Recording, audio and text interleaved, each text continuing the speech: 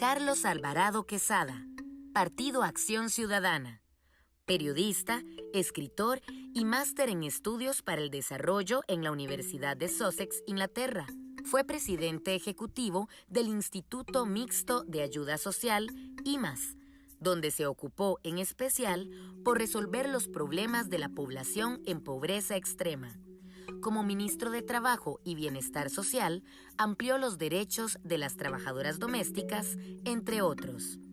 Albino Vargas Barrantes se define como un socialdemócrata cristiano de izquierda y morista, admirador del expresidente Juan Rafael Mora Porras, columnista semanal en diarios nacionales sobre temas sociopolíticos y laborales. Un gusto saludarlo, don Carlos. El gusto es mío, don Albino. Un placer.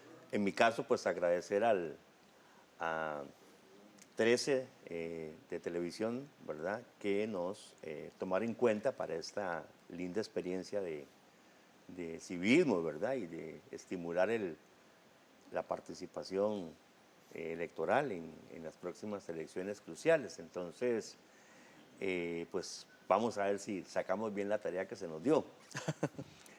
Vamos a empezar. ¿Cuál cree usted que sea el problema número 1 de la sociedad costarricense en este momento? Hay varios fuertes, pero si es por inmediato. Sí, por inmediato. Por inmediato, ¿sí? El déficit fiscal. El déficit Ese es fiscal. el gran riesgo que corremos todas y todos hoy. Afecta a la clase trabajadora por los salarios, como hemos visto, la liquidez, pero también a la clase trabajadora pública y privada.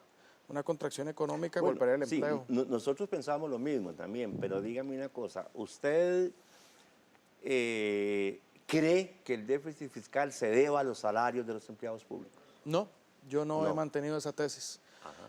Le empezaba diciendo, es el problema más grande porque tal vez es el más democrático. Afecta a la clase trabajadora, afectaría a las personas más pobres por las ayudas sociales, se verían mermadas, y afecta a la clase alta, porque el crecimiento económico, la riqueza, se vería afecta a toda la ciudadanía. Ok. Pero, por eso hay que resolverlo también. Sí. Digamos lo siguiente, ¿estaríamos de acuerdo en calificar que la estructura tributaria costarricense es eminentemente regresiva? Sí, yo comparto esa opinión. Pagan proporcionalmente hablando más los que menos tienen. Eso es un dato, eso no es una opinión, eso es un dato estadístico. Cuando vemos países como los que nos comparamos de la OCDE, Costa Rica tiene una estructura regresiva. Cuando pagamos impuestos, en los países desarrollados, cuando pagan impuestos, se reduce la desigualdad. Okay. En Costa Rica no se reduce. Sí, exactamente. ¿Y quién ha estado ganando si no se reduce? ¿Quién usted cree que ha estado, digamos, con estas políticas macro, quién ha estado ganando en los últimos tiempos? Todos hemos estado perdiendo, todos, porque tenemos una sociedad más desigual. Ahí perdemos todos. ¿Usted no cree que hayan ganadores en esto que llaman el sector financiero? Bueno, puede que haya ganadores económicos, pero incluso... Ganadores económicos. Pero incluso son perdedores. Sí, digamos, de los que concentran riqueza, sí, por ejemplo. Pero incluso ese sector es perdedor. ¿Por qué? Porque tenemos una sociedad más desigual, y esa desigualdad genera a veces violencia, genera inseguridad, y ahí también pierde una clase que podría pensarse que es ganadora económicamente, también pierde porque pierde todo el país. Yo le escuché a usted que si queda electo, aún siendo electo, usted convocaría una especie de diálogo de sectores. ¿Cómo lo ha pensado eso? Lo pienso a partir de mi experiencia como ministro de Trabajo. Ajá. ¿Por qué? Yo tuve la oportunidad como ministro de Trabajo de tener este tipo de diálogo con el sector sindical, con usted lo tuve muchas oportunidades, y esta misma discusión, por ejemplo, con el sector empresarial, la pude tener. Y encontré algo que para mí es una clave maravillosa, que encontré tanto en un sector como en otro, y en muchos otros, un gran patriotismo y una gran preocupación para resolver los problemas, y una gran capacidad para ponernos de acuerdo, aunque pareciera que no. Y mi tesis es que no hemos ejercitado el diálogo como lo podemos hacer, con resultados. Y eso es lo que yo haré, convocar a estos sectores, tener esta discusión que estamos teniendo, porque veo que en lo concreto podemos resolver este tema inminente y otros de los más importantes de Costa Rica. Digamos que el déficit fiscal lo vamos a poner como el número 1, pero ¿no cree usted que... Por inmediato y riesgoso. Por inmediato y riesgoso, pero ¿no cree usted que también deberíamos poner así el dedo en la llaga en hablar de la desigualdad? Correcto. Y yo, cuando fui ministro de Desarrollo Humano, trabajamos mucho en esa materia. Y si hablamos de la desigualdad, ¿cree usted que podríamos hacer algo en materia de política salarial?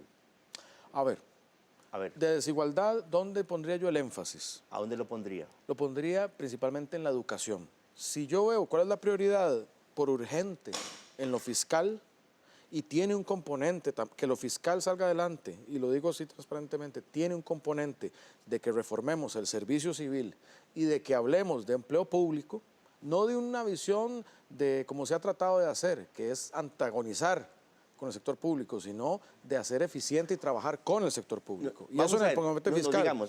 Pero en la parte de desigualdad, sí, para mí el elemento central es la educación. Ok, pero la educación, está bien, estamos claros, ¿sabe? La educación, si la cogemos estratégicamente, ¿verdad? Si le damos un vuelco, estamos hablando de cosas de corto, digamos, de mediano plazo, para decirlo en cortedad De mediano tiempo, para ¿no? largo también. Exactamente, y para largo, por supuesto. Pero en lo inmediato tenemos familias con hambre, tenemos familias sin empleo, tenemos solo en San José 5,000 personas en la indigencia, en la calle. ¿Qué hacemos ahí? A ver, ¿qué hacemos en lo inmediato? O sea,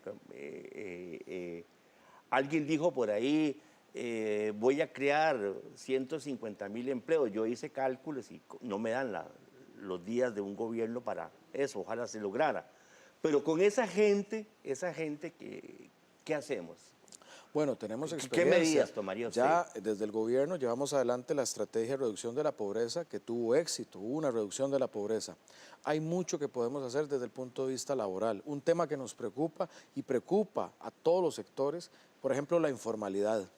Tenemos cerca del 40% de los trabajadores y las trabajadoras costarricenses en la informalidad, sin seguridad social, sin garantía de pensión, sin seguro. Sí, don Carlos, todo eso lo sabemos. Ok. Está diagnosticado. Entonces, y todo, pero ¿qué hacemos? El cómo. El ABC suyo. El cómo. El ABC suyo para eso. El cómo nosotros, tanto el sector sindical, el sector laboral, el sector patronal y el gobierno, y ahí la caja es clave. La caja, más otros organismos, pero principalmente la caja, tenemos que hacer una cruzada, uno, de simplificar los procesos de aseguramiento y de incorporación a la formalidad. Pero una cruzada real para eso, para esa simplificación. Hoy la gente sabe que son procesos complejos. Y por otra parte, abordarlo como la tarea esencial porque nos une esa tarea. La tarea de la formalización, ¿por qué? Porque mejora la calidad de vida del trabajador. Para el empleador es una reducción importantísima de la competencia desleal. Eso permite empleos de más calidad porque formalizan, garantiza un salario mínimo, lo cual reduce la pobreza per se. Y eso con una reactivación también económica que hay que empujar. ¿Cómo? Bueno, también con simplificación de trámites. La simplificación de trámites y el crecimiento económico le interesa tanto al sector privado como al sector público y a los trabajadores. Genera más empleo y genera más dinamismo. Y sí creo en esto, hay que pensar en ese mediano plazo también. Por eso la educación para mí es clave. Que tengamos, mejorar los ingresos de los trabajadores. Costa Rica es un país pequeño.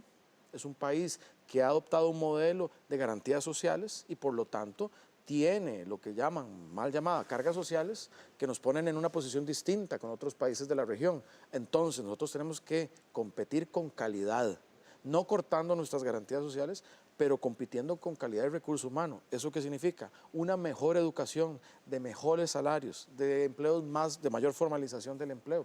Sé que eso es a mediano plazo, sí, pero esa es la ruta costarricense de desarrollo. Sí. Volviendo al tema del déficit fiscal, es decir, primero yo creo que conociendo el pensamiento suyo es absurdo pretender reducirlo a cero. Eso no es un objetivo nuestro. Eso no es un objetivo. No es un objetivo. Hay que si están en un 6, hay que reducirlo al menos, se estima que a un 3 es un nivel, es un nivel saludable. Ahí voy yo. Digamos que usted tenga todo el poder del mundo, ¿verdad? Que todos sabemos el pequeño margen de las presidencias hoy en día. Ese 3 que habría que reducirlo, ¿cómo se compondría? Esas reducciones, ¿de dónde las coge usted? Ok. ¿Qué haría ese 3, digamos? Antes de eso, cuando dice todo el poder del mundo, en efecto, el presidente no lo tendría. Pero un acuerdo nacional sí tendría todo el poder del país. Ahora vamos a Eso hablar sería del famoso hermosísimo, acuerdo, que los sectores, Sí. tanto laboral, patronal, varios partidos, lleguemos. Ahí sí tendríamos todo el Así poder es. para hacer esa reforma. Necesitamos unos 3 puntos. Se estima que con el IVA, y yo considero que necesitamos un IVA, y un IVA al 15, como lo he dicho, y un IVA al 15 con devolución para la gente más pobre para no impactar Pero esa la devolución, desigualdad. ¿no cree que es, como se dice popularmente, más caro el caldo que los No, huevos? no, don La Albino, estructura lo burocrática digo, para la no, devolución. ya existe esa estructura. Costa Rica hoy ya hace con su sistema social, que yo lo conozco muy bien, ya hace transferencias. Bueno, ok. Entonces, digamos, no habría un costo que usted adicional. dice que hay que subir del 13 al 15, ¿qué más? ¿Qué más? Bueno, ¿Cuánto le daría ahí- según sus cálculos Ahí ya del tenemos 13 al poco 15? más de un punto porcentual. Ese es el componente más fuerte. Ajá. Una renta progresiva.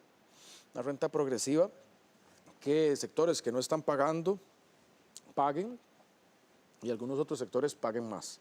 Con la renta se estima, y ahí no preciso, pero creo que es un proyecto robusto de renta puede andar entre 0.5 o 0.7. Ahí ya sumamos un 0.7. Ahí podrían enojarse sectores muy poderosos, usted sabe, ¿verdad? No, pero yo Sectores confío en que lo hagamos. ¿Sabe por qué? Tienen la sartén por el mango y que no quieren ¿Sabe echar por qué más. confío que lo hagamos? Y lo ¿Por voy a, qué? por 2 razones. Ajá. Una, porque si queremos un país desarrollado, tenemos que pagar impuestos como un país desarrollado. Pero este es el otro componente que puede incomodar a sectores también poderosos del otro lado de la ecuación, algunos de los que representa el sector laboral, porque necesitamos una mayor eficiencia de lo público. Por eso es que esta reforma fiscal tiene que ir con una reforma en la eficiencia de lo público. ¿Usted no pensaría que, considerando que ventas e IVA, pues es el más injusto de todos los impuestos, porque los paga todo el mundo por igual, sin discriminar capacidad de ingreso, no sería mejor pasar la renta global primero para que el pueblo entendiera que los de arriba van a pagar un poquito más, o los que no pagan tienen que pagar un poquito más? Como mi apuesta es a un acuerdo, yo creo que tenemos que dar todos el paso a la vez. Todos logrando cosas que nos interesan y todos cediendo en cosas que nos podrían afectar. Ese es el gran tema. Porque hoy, ¿por qué un sector se opone? Porque dice, hey, voy a pagar yo más impuestos, pero no veo la eficiencia de esos impuestos, sobre todo en lo público. De ahí es donde viene ese discurso, mejor corte lo público, quite, lo cual a mí me parece que es un discurso que no es lo correcto. Por un lado nos dicen recorte de lo público, pero por otro lado pedimos más oficiales de tránsito para quitar las presas, más oficiales de migración para agilizar las filas en los aeropuertos, mejores educadores, mejor sistema de salud con especialistas. Entonces hay como una contradicción. Por eso mi hipótesis no es un tema, si nosotros hacemos un recorte por recorte, no vamos a tener mejores servicios de lo público, pero y ahí es donde necesito yo su ayuda y la del sector, necesitamos hacer más eficiente lo público. Bueno, por lo menos nosotros pensamos que las ofertas electorales que hablan de recorte, en nuestro criterio son irresponsables porque creemos que no hay de dónde. 95% del gasto es no se puede tocar, tiene destino legal y todo eso, y hay esos factores sociales y todo. ¿Usted cree en la regla fiscal? Yo la regla fiscal no está en mi prioridad de las reformas, ciertamente. En mi prioridad de la reforma está el binomio de los impuestos progresivos con la eficiencia del Estado. Pero eso construye algo que va más allá de los ingresos y va más allá de mejor gestión pública. Va en construir confianza. Hoy el problema fiscal es de confianza. La gente no confía que va a pagar impuestos y va a haber mejoras de lo público, como en Suiza, que es el ejemplo que pone la gente. En Suiza pagan impuestos altos, pero los servicios son excelentes. A eso es lo que tenemos que aspirar nosotros como país, pero también es lo que yo he llamado la alianza de lo público y lo privado, de que dejemos de antagonizar y que nos veamos aliados en el desarrollo, lo público poniendo la plataforma de servicios y lo privado la inversión, el riesgo y muchos elementos de eficiencia. ¿Se ocupa más apertura eléctrica? No, yo he planteado que con el modelo actual y somos defensores del ICE, nosotros podemos tener un modelo que ya tiene participación privada y una participación fuerte del ICE, desde también conjunto con MINAE, y ahí podemos desarrollar cosas sin mayor apertura en eso, porque hay gente que lo que quiere apertura es para vender el ICE, eso no lo queremos nosotros, pero sí que, por ejemplo, podamos con el ICE hacer desarrollos como se han venido haciendo de generación distribuida, es decir, que la gente pueda poner sus paneles fotovoltaicos o sus paneles solares para generación, pero con el balance de que no comprometa que tenemos un país con más de 98, 90 y tanto por ciento de cobertura eléctrica, sobre todo para la gente más pobre y en áreas rurales. Hay mucha crítica de un montón de plata que se pide prestada y que no se ejecuta, y que el país paga más bien multas. Comisiones de compromiso. Exacto, exacto. ¿Qué hacemos ahí? Porque efectivamente los datos que nosotros tenemos es que, no sé, 2.800, 4.000 millones de dólares que están ahí, que no se usan. Claro. Vea, eso es... ¿Qué cree usted que esté pasando eso es, ahí? don Albino, como que hayamos contratado el préstamo y ya estemos pagándolo con intereses, pero no tenemos el terreno, los diseños para construir una casa. No tenemos ni... Y el encargado de hacer todo eso es muy chapita porque se ha debilitado mucho. En este caso el órgano rector, que es el MOP. En lo legal hay que reformar el CTP, CONAVI, el MOP para devolverle competencia, fortaleza para gestionar, pero mientras eso ocurre, nosotros necesitamos recurrir al mejor talento humano. Yo lo que propongo es un grupo de alto nivel en Casa Presidencial con el ministro de ramo para desencadenar esa obra ¿Usted pública. cree que en esto de la alianza público-privada en infraestructura, verdad, esto de que uno ve que arreglan una carretera y luego hay que volverla a asfaltar y luego las empresas privadas piden más plata, ¿usted cree que ahí tengamos también problemas de corrupción? Sí, es posible. Y yo veo ahí otra de esas posibles alianzas de lo público y lo privado, porque quienes pueden tener información para denunciar eso son tanto o los funcionarios públicos honestos o las empresas privadas honestas que están viendo competencia desleal.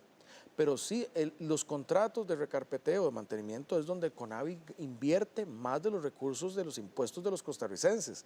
Ahí volvemos al tema de la eficiencia. Si esos impuestos nosotros los vemos en calles diáfanas, que no hay que estar recarpeteando, sino que tienen un Por eso buen habría que contrato. entrarle también a la forma o la supervisión o Es la correcto. revisión en que se hacen esas gigantescas inversiones de ese montón de plata y la gente se enoja porque los huecos siguen. Entonces, voy a ponerle un ejemplo porque a mí me da esperanza. Tengo enorme esperanza.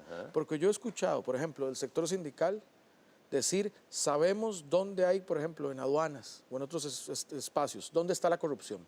La sabemos. Y he escuchado también decir del sector privado que sufre esa competencia desleal, decir, a nosotros vemos dónde se genera esa competencia desleal. Dos sectores que en teoría no tienen alianzas en comunes coincidiendo en dónde hay un problema. Y ahí, ¿quién es el que tiene que actuar? Tiene que actuar un gobierno honesto. Pero si un gobierno honesto se alía con estos factores de ética, puede transformar muchísimas cosas. Pero para eso necesitamos el poder de trabajar en conjunto. Mucha gente es escéptica a eso. Yo no. Un presidente solo no tiene tanta fuerza, como se sabe.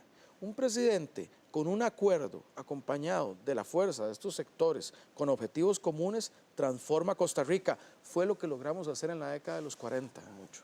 Don Carlos, siempre en el marco del respeto. A esta altura de la campaña siente mucho cemento en la espalda. Sí, sí lo siento, pero yo le hago así, porque yo no tengo nada en las manos con ese cemento.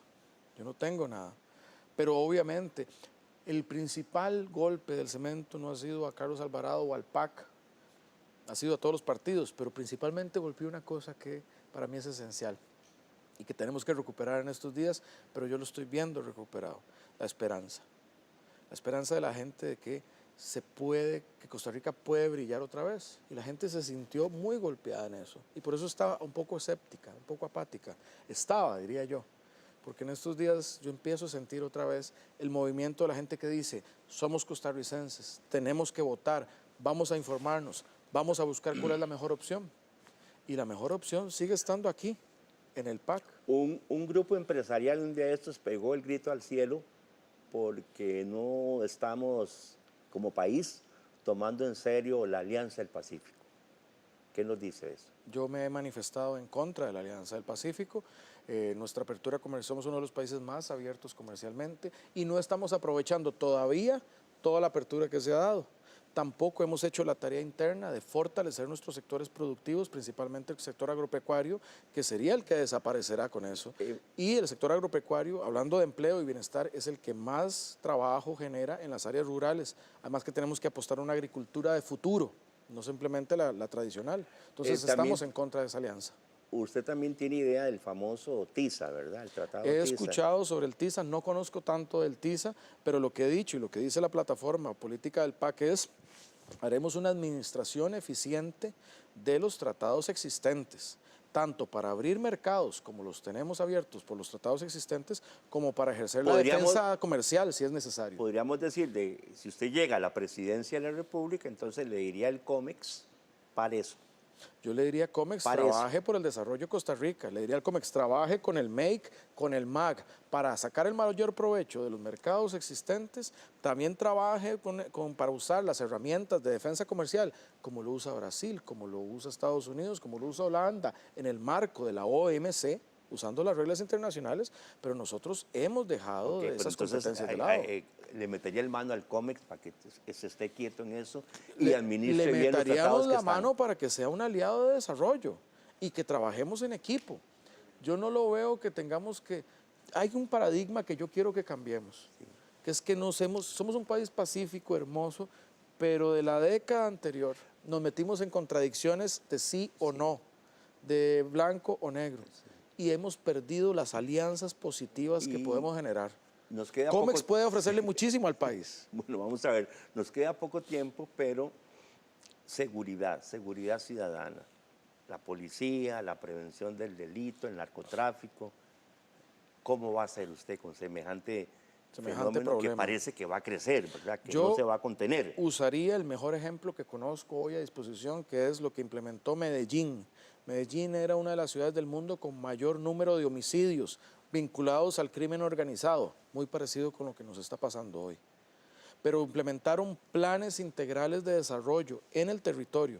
Era sí policía, vigilancia, cámaras, sí los búnkers, entrar ahí, sí limpiar charrales o poner luces con las municipalidades, pero también prevención, mucha educación, mucho deporte, mucha organización ciudadana. Ahí voy. Son planes en el territorio integrales. Sí, digamos. Yo lo que he dicho es, solo mano dura no va a resolver esto.